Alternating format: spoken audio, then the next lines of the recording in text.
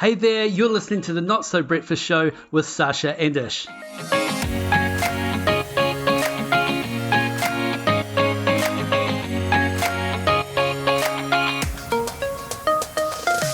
Alright, welcome to the Not So Breakfast Show today, and this is the one about rainbows, magic and unicorns. Actually, it's not about meetings, but it is just as exciting, and we want to get excited about meetings because we spend so much time in a meeting, so let's do them right.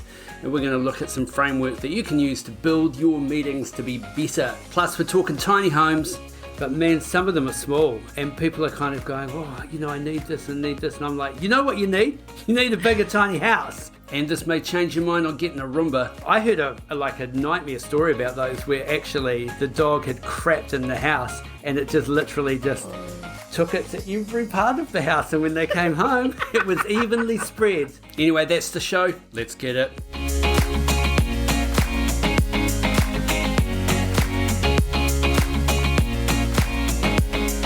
Alright, welcome to the Not So Breakfast Show today, and this is the one about meetings. Get excited. You should be excited. I spend my life in meetings and I want to do this topic. We've been asked to do this topic. We've kind of done the topic before, but we are talking about running better meetings because time is money, Sash, and I want to be entertained. I want to be informed. I want to have a great meeting experience. And you're going to help me with that. I love meetings. If I could just go meeting, go home, that'd be amazing. But unfortunately, what I've got to do, or what most of us have to do, is meeting, and then we have to do the work that we said we were going to do in the meeting. Yeah. And so then you start to get annoyed about meetings that take up too much time. That's basically it, right? Because you want to get on and do the thing that needs doing. Yeah. Or you didn't have a clear outcome or action from the last meeting, and so you end up having another meeting to kind of go over what you were supposed to do the first time. So it's an efficiency within meetings, absolutely. So this is actually content I'm doing for an offsite that's coming up. So if you're going to that offsite and you are listening to this and you know I'm doing that session, I don't know, you can listen to this as pre-work. And then you get it live, right? You get it live and we get to workshop it. Pressure is on, man. I ran a workshop the other day about how to write better emails. And then the email I wrote summarizing the meeting, I just said, I'm not following any of the rules that I just taught you. Here's my email. Like, it's hard to translate what we know in theory into practice. It's so easy to just go, oh, I know meetings work better when X, but right now we're busy. I don't know if this is one of your things or not, but every book I read about meetings or about high performers or CEOs or those guys that get up at 4 a.m. and start their day with a smoothie, hate them but respect them. They all say things like, I'll never go to a meeting that doesn't have an agenda in advance. I'm like, good for you. But in my world, we go, oh, 3 of us that are never in the office at the same time are here. So let's go. Let's grab everyone and go. Yeah.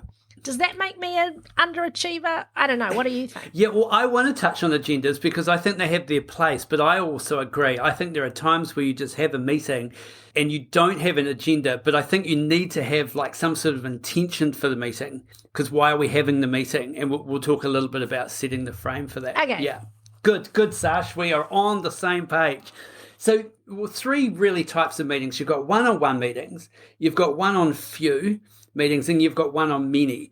And they are quite different skill sets because sometimes you're great one-on-one, but then the moment you get in front of your wider team, you just fall apart, right? Suddenly it feels much bigger.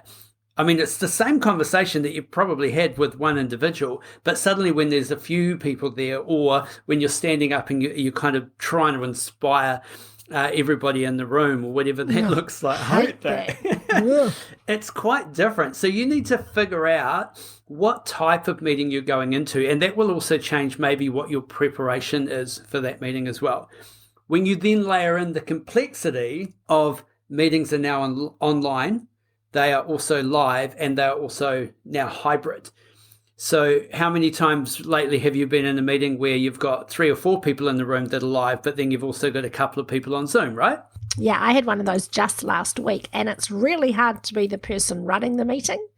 It's really hard to be the people live, And it's really hard to be the people that are working from home who are dialing in. So as the person who was speaking at times trying to run the meeting, you're a little bit like a conductor. And, the worst thing that can happen is that everyone's having a terrible experience. No one's needs are being met. So I think, there's a lot of work that goes into how do you make those multimodal meetings work. Yeah. And funnily enough, the person who's on the screen sometimes has the most power in those meetings, because all of a sudden you're trying to give them attention. The moment they talk, everyone goes, oh, the screen's talking. And suddenly they get this platform that no one else in the room gets. Everyone just talks over those people, but the person on the screen gets the power and the platform. So you need to learn how to facilitate the experience. I've also noticed that when it's an online meeting, often people don't set a vibe very well. So the vibe in a meeting, I think, is important. If we're in the room, we're talking, what'd you have for lunch? We're doing that kind of stuff while everyone's arriving. But for some reason, when it's on screen, everyone either just carries on with work, waiting for whoever is going to start the meeting, or you're just sitting there in silence. I'm trying to go, hey, let's have a conversation. Let's try get that interaction going, because it will set the intention, set the vibe for where we're about to go. Awesome. Yeah, so many new things are cropping up in this middle of pandemic kind of world that forces us to think about this stuff. I mean, I've got a meeting that I'm involved in. We have it once a month, and I just got the most recent invitation for it, and it's completely virtual. And I just emailed the facilitator and I said, nah, actually, I'm done. I've got to put some boundaries around what I do with my time, because every month I go to this meeting and I'm like, hi, Sasha's bringing some sparkle and some light and asking some questions and sharing some feelings. And what I get back, and this may sound judgy and I mean it to, I get fucking nothing back from the other people that are on the screen. So I can say, oh, I'm really excited about something. Nothing. I'm really sad about something.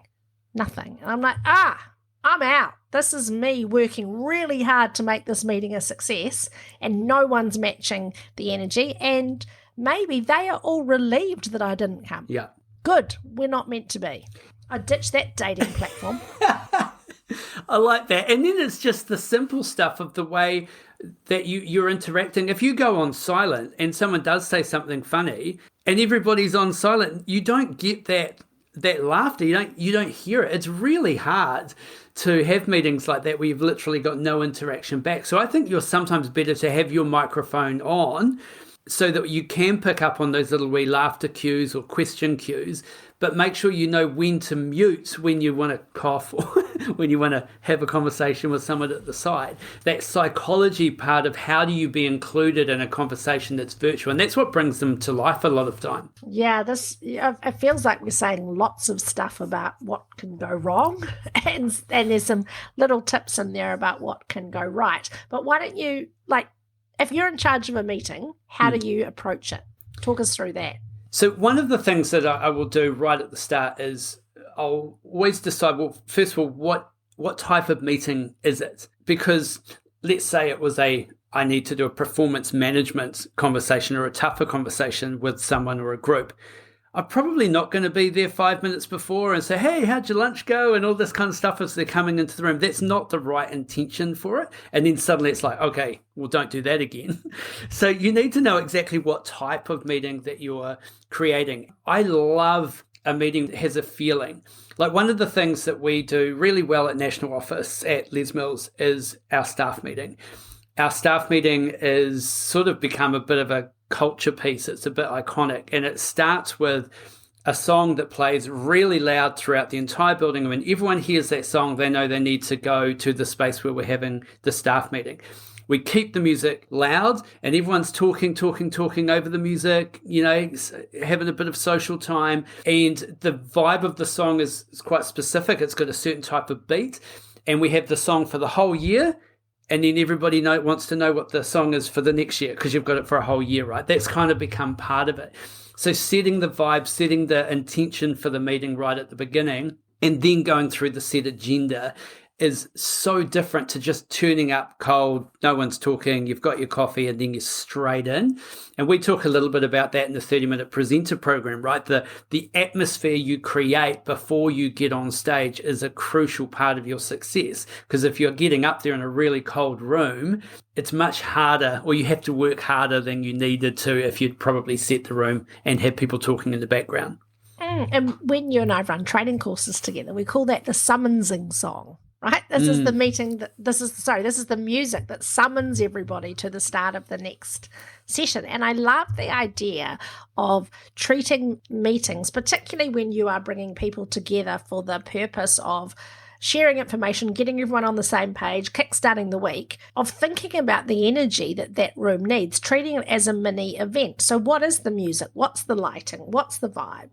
Because you said an incredible thing there where you said it's incredibly simple, but it's powerful, that you think those staff meetings are a really important part of the culture for working at that particular, Les Mills National Office. My observation is that whether you are intentional about it or not, every workplace meeting is setting culture. Yeah. So if your meeting is boring and no one wants to be there and people are rolling their eyes, that is your culture. Yeah. You go, oh no, but we're really fun when we have our Friday night drinks. I don't care. If your meetings are boring, your culture is boring. That you can't separate those things out.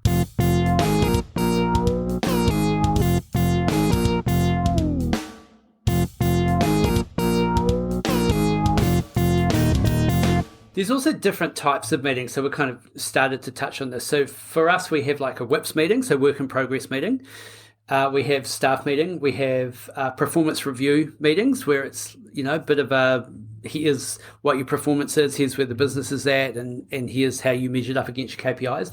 We have on-track chats. Are you on track for your goals? And we do that maybe once or twice a year. We have performance management or tougher conversation meetings. We have national updates where we may be going around the country and kind of giving that state of the nation. And then we just have general weekly kind of updates that happen all the time. So all of these meetings, they have a different outcome. They have a different feel. And I think you can relate that to any business that you're in. It's quite a good idea to go, so what sort of meetings do we have? And figure out what all those look like, because the intention is then to go, well, how much time should be dedicated to them? Because the default is 30 minutes, 60 minutes, because that's what the calendar does.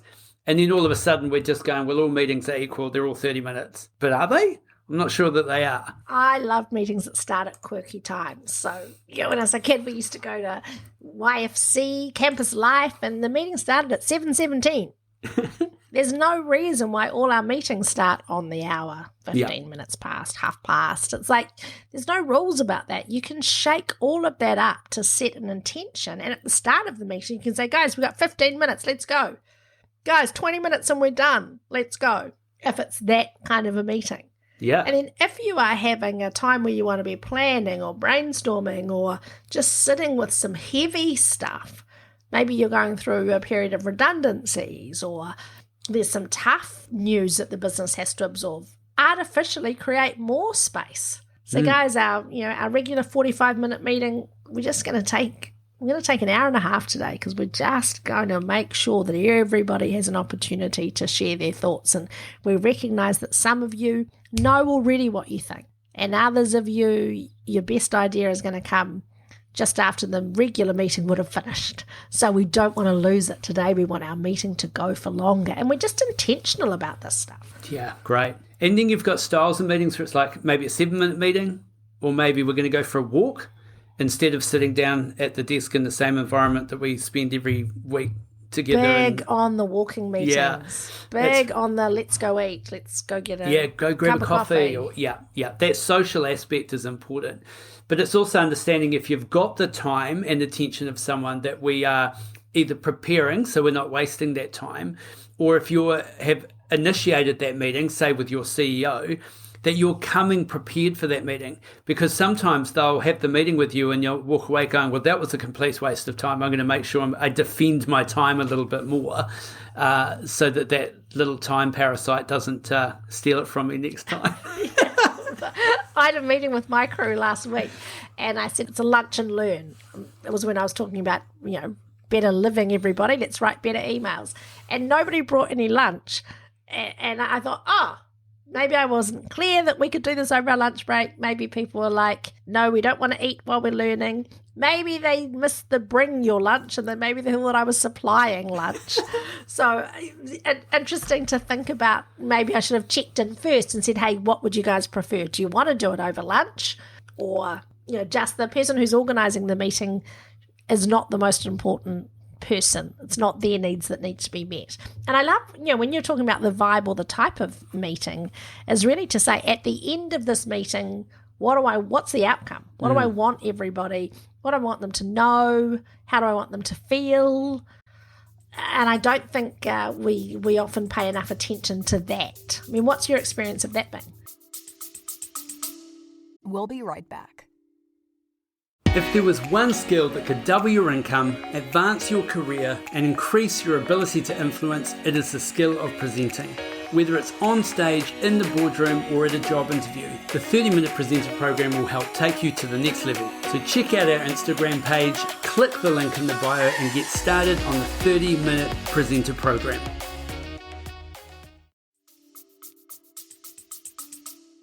Yeah, I think this is where we really come down to how much planning and what that maybe agenda looks like. And I'm speaking to myself as much as anyone here. Like, I sometimes rely on my ability to think on my feet fast and put things together. And you rely on your charismatic personality. Yeah, it's like, I don't need an agenda. That's a cheat. I don't need an agenda. I can rock this meeting right now. But I also know that the more prepared I am, the better. Because otherwise what happens is you end up having a bit of a conversation in your head, kind of go, okay, so what do I need to be talking about? And you're not present within the conversation. So agendas are good because they set up, what is this about? Why should I care? And anyone who's got your time or you've asked for their time and attention is probably thinking that. We talk about it in our presenter course, the third question, which is really, who are you? What is this about? And why should I care? But in a meeting aspect, they probably know who you are, but then it's like, what is this about? Why should I care? So if we can answer that either through a set agenda or through an intention, and we'll go through some ways to start a meeting that you frame it correctly at the beginning and answer those questions, they're more likely to give you their attention than just be thinking about what they're having for dinner. And I was just thinking this stuff about setting the attention, this is not just for a workplace, this is like for family meetings. We have family meetings and I can see the kids like, no, what are we going to talk about now?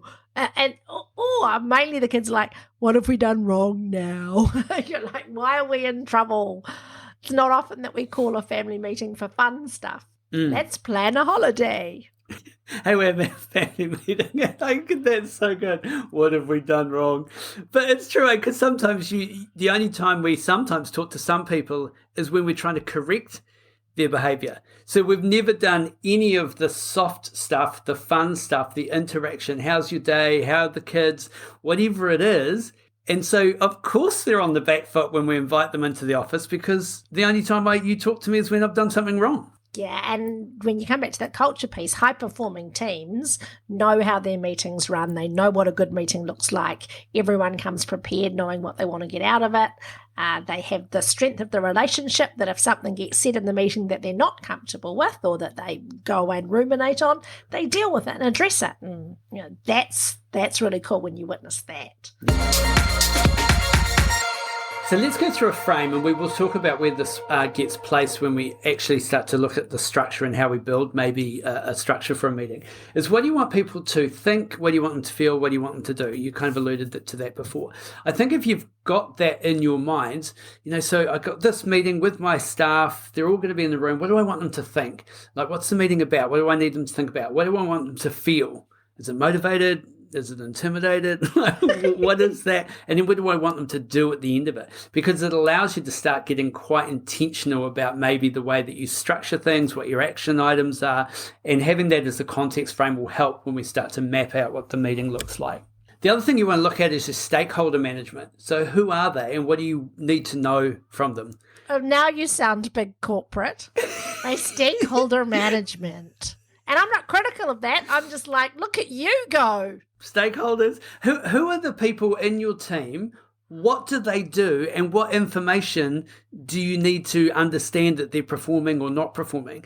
I think sometimes we don't even know what our team actually does day to day, so we don't know what information to ask from them. So that's where the agenda stuff can work in a WIPS meeting. They know what they're bringing and you know what you're asking from them. And if you're not getting it, then they're not being prepared, and you can have a conversation about that. It sounds like the agenda is, who are you and what do you actually do around here? It's Jeff, is it? Jeff. Is that with a J or a G? How long have you worked here? Oh, 30 years.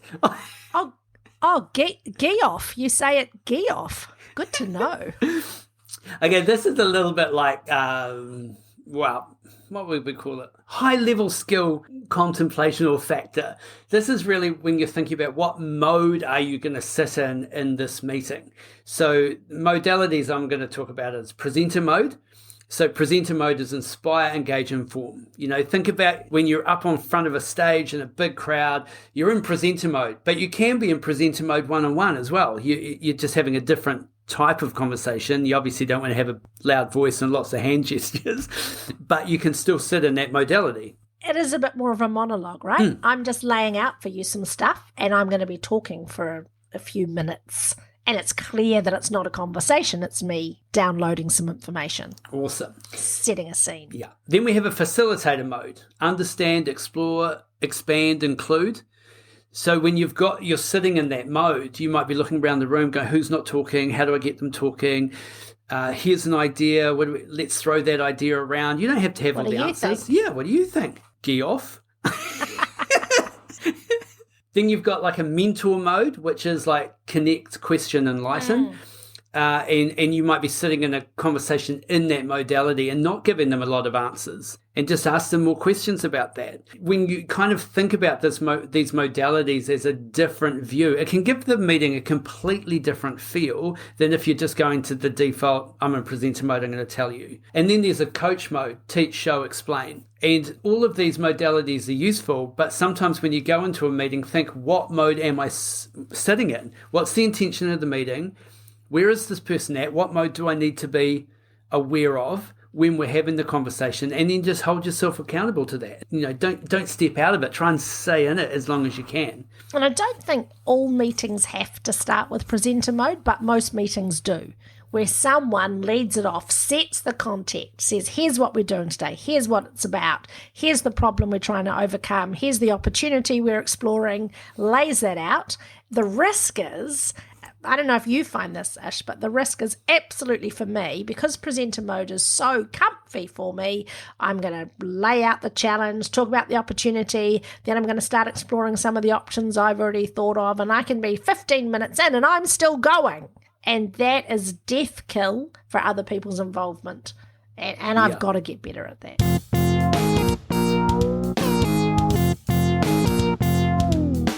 Okay, so let's look at a structure that you could sit down and design up a meeting. And so we're going to put time to the side because I think that'll come out as an outcome of actually putting a structure together. So we're going to split a page into 6 grids. And this is similar to what we do in our 30-minute presenter program, but I've kind of changed the style of the grids. So you're going to split your piece of paper in half with a line down the middle, and then you're going to put 2 other lines that come down. So you've now got 6 blocks. You explain this much better than me. Can you explain it, Sasha? Okay, so imagine that your page is landscape for a start. So it's not portrait, it's a landscape page, and you draw a line from left to right. So it's a horizontal line. So you've now got a top half and a bottom half, and then you run 2 vertical lines from top to bottom down, and now you have 6 equal-sized little boxes on your page. We all have strengths to bring to this conversation, Sash. Thank you. So in the top left box, so we're going to call this box number 1, this is where I want you to write, what is this meeting's intention? Who needs to be in the room? And what do you want people to think, feel, and do? So actually just have some high-level concept and thought to this, and it could be done really quickly. Like once you've got this as a flow, you can map out a meeting really quickly, or you can spend a little bit more time actually structuring it up. So what's the meeting's intention? Who do you need in the room? How many times do we have a meeting? And then we're halfway through and you go, it would have been good to have exit this meeting. Jeff? It would have been good to have Geoff there. It's like, oh man, we forgot to ask Jenny. Now we have to set the meeting again. It would have been good to have her input. Yeah, so think about who you need in the room and then what do you want people to think, feel, do. In the box, we're going to call box number 2, which is directly below box number 1. List down issues, opportunities, and points that you need to cover. So what's kind of going on? What's an issue? What opportunities are around at the moment because of this topic? What points do I need to cover off? So it's just a high-level brain dump of that stuff. Then we're going to come up to our middle box at the top that I'm going to call box number 3. I'm sensing a pattern here. Yeah, this is good. And we're going to call this the how to start box. I want you to actually think, how are you going to start your meeting off? Are you going to start with a story? Do you want to start with a question? Do you want to do some pre-work that you might have given them beforehand and debriefing that? Do you want to restate the reason for the meeting? Or are you going to frame expectation around what you want from the outcome? So it's starting to think a little bit more than just, thanks for coming to the meeting, let's get started. There are ways to engage people. Are you going to sing a song to start the meeting, play a game of musical chairs, put the dance music on and play statues? Lots of different things, right? Yeah, this is typically where people would have said, let's do a bit of an icebreaker. And as soon as you introduce an icebreaker, everyone's blood turns to ice. Yeah. And you completely destroy the vibe of the room. If there was one thing that I would tell everybody who ever wants to do an icebreaker, do not, for the love of all things holy, call it an icebreaker. Okay, good. I didn't realize I felt that strongly about it, but I do. It's cringe, man. Okay, so just a little bit of an icebreaker here so you can all get to know each other a little better. Fuck off. Fat polar bear on the frozen lake. Now the ice is broken. Let's get started. You can have that one for free, people.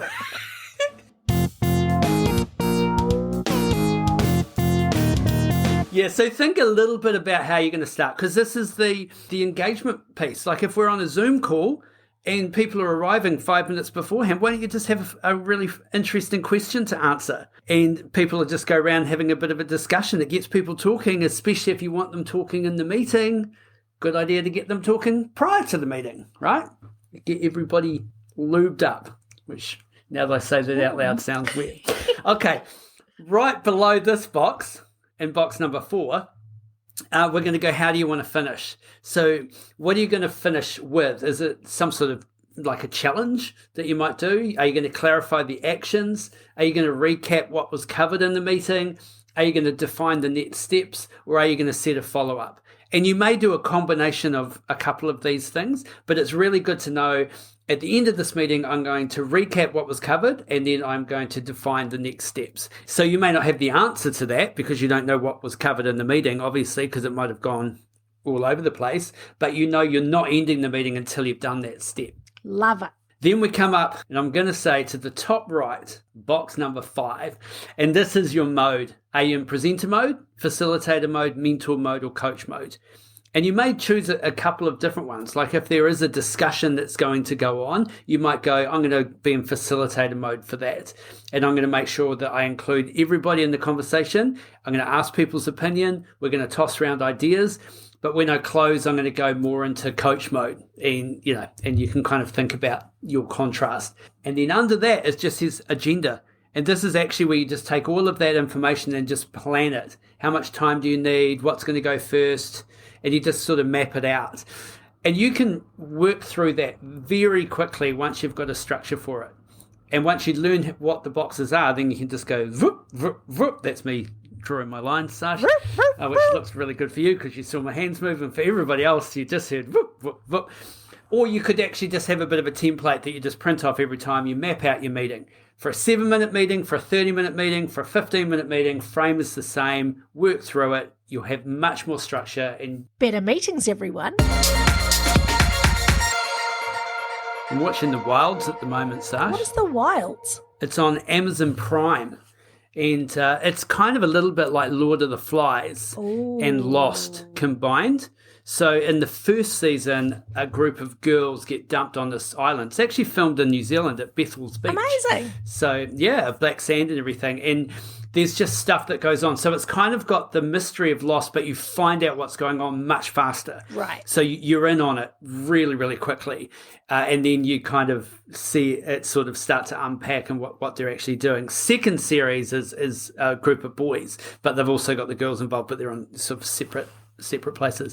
Sounds a little bit like Yellow Jackets. Oh, it could be. It's pretty full on, pretty like, Lord of the Flies. Yeah. Okay. Yeah. So Amazon Prime. You know what, Amazon, the mention of Amazon has reminded me of this really exciting fact. And friends of ours and friends of the show, I'm sure will know Emma Barry.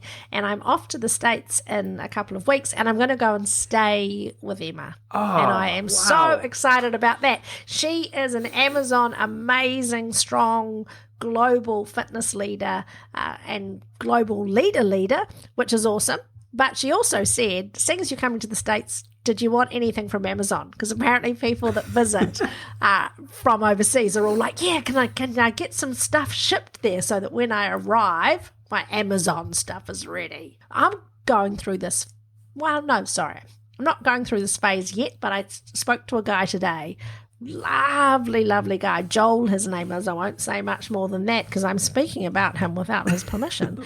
And he's just moved into a tiny house with his wife and 2 kids. Oh, wow. The kids are 6 and 4. How cool is that? That is amazing. Amazing. Sorry, kids are 8 and 4. I went back to my notes. But phenomenal, right? And they've shifted a couple of times, maybe 5 times over the last 2 years, and every move they make, just get rid of stuff, get less and less stuff. And, I've got that tiny apartment in Christchurch, and I love it.